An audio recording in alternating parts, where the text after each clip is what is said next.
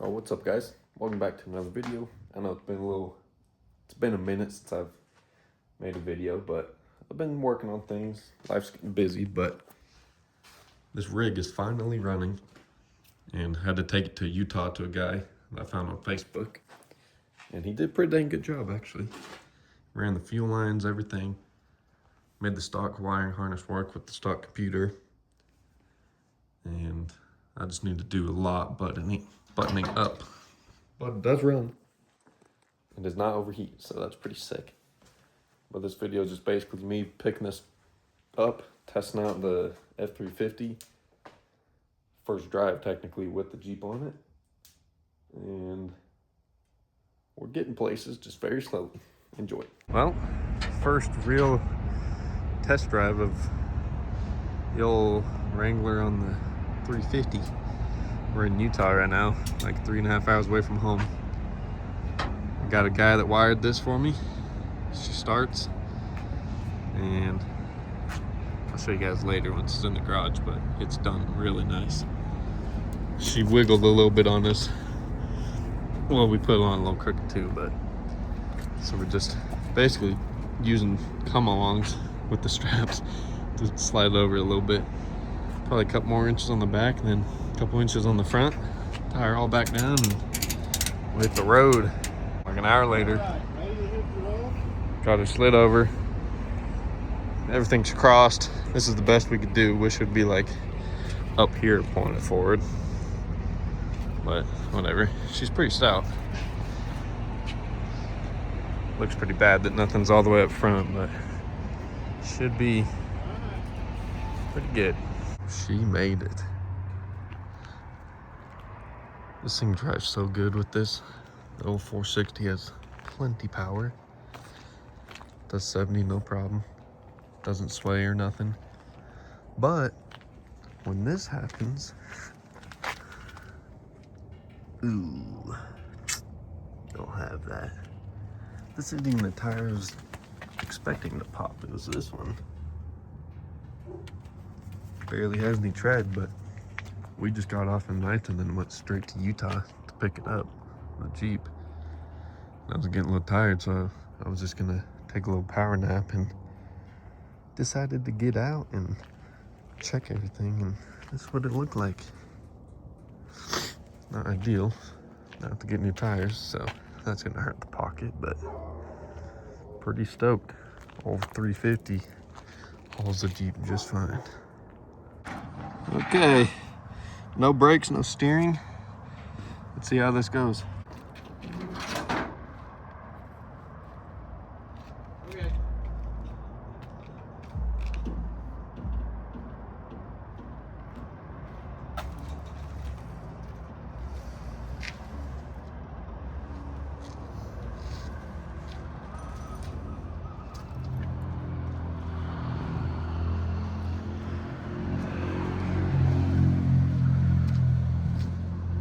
Go fast.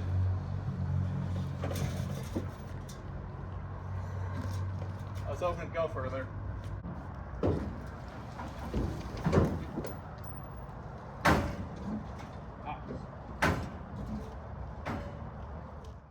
While I'm working on the old Wrangler again, got me a radiator, trying to fit it. This had an LS3 in it at one point, so this is a whole different radiator support. And I think I need to cut either just these tabs off or at least halfway in, all the way across. I'm gonna start at least with those two tabs and then see where that gets me. And actually, all I gotta do to get this thing to actually run and not spew fluid everywhere is put these transmission cooler lines on, and then obviously the radiator hoses and stuff, but once those are all hooked up, it should be able to run without leaking. Well, got me quite a mess, but got the old transmission lines hooked up right there, and that one should do the job, hopefully. Got them all nice and secure. Well, I think it's time to put some coolant in this thing and give her a try. Well, I got her topped off for now. I'm just glad I didn't spill nothing, so I can't see where the leaks are, but you know, guess we'll find that out in a minute. I think now all I gotta do is fire the old girl up. It's got somewhat fresh fuel in the tank back there, so hopefully that'll make it run a little better. It doesn't want to idle, but I'm pretty sure this destroyed O2 sensor isn't helping out with that, so we'll dig into that if it doesn't want to run. But let's give her a try. Let's just see what happens here.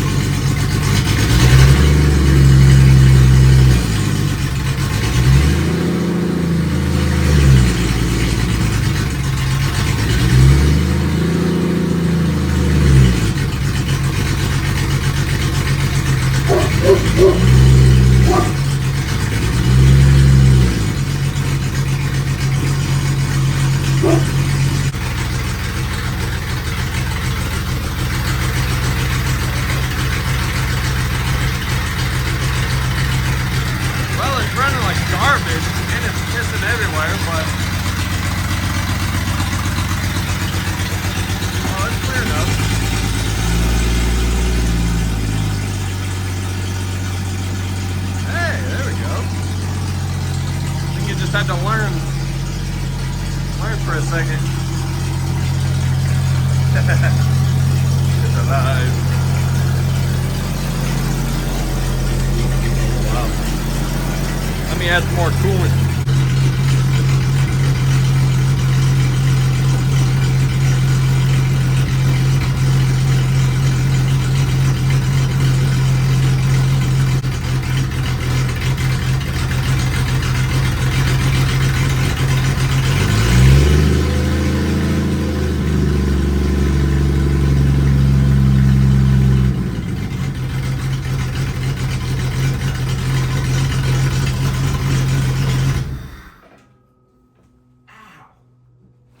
Well, I found the culprit. God, what a mess. That hose. Oh,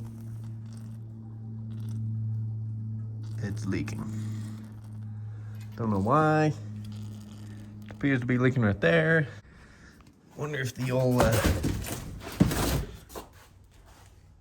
heater is leaking. It does not. That's neat. It's just basically free flowing right now through the heater because there's no valve right here. Well, it runs kinda.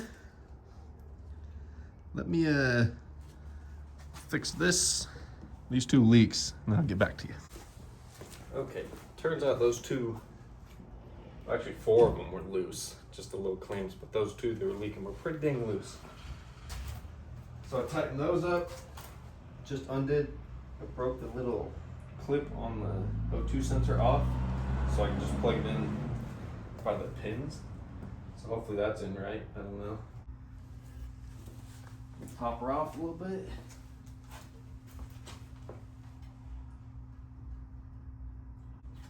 Okay. Here we go. Let's see if it'll idle now.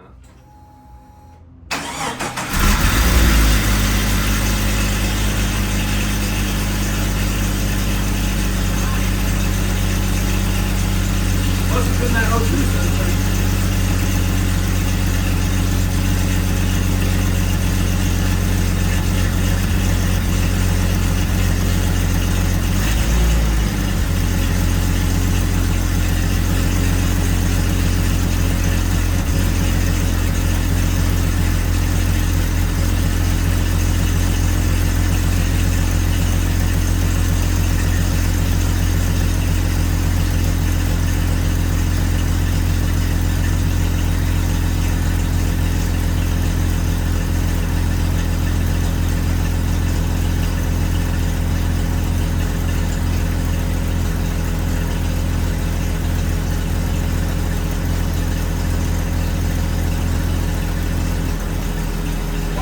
so much better.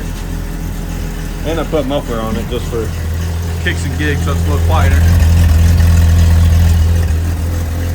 Still has a little miss, obviously, but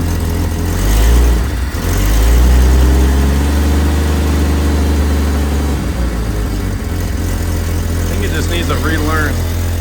And obviously it probably needs a little tune-up, spark plug and stuff. I'm just gonna let it idle for a while and see how much coolant she takes. Well, that'll get a guy pretty dang excited. There's still so much left to do. Like make a transmission cross-member mount. Actually mount the radiator.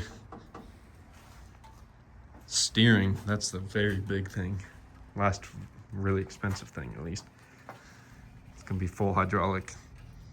But a guy does not have money, so gotta wait on stuff like that. And then gotta re-gear it, which I actually have. Gears right here, 513s, because that's all I could find for it. And then redo the brake lines because they leak, but once I get the steering and a drive shaft made, and the transmission mount, then it technically could drive. Obviously it needs re-geared for crawling, but those three things and it's drivable.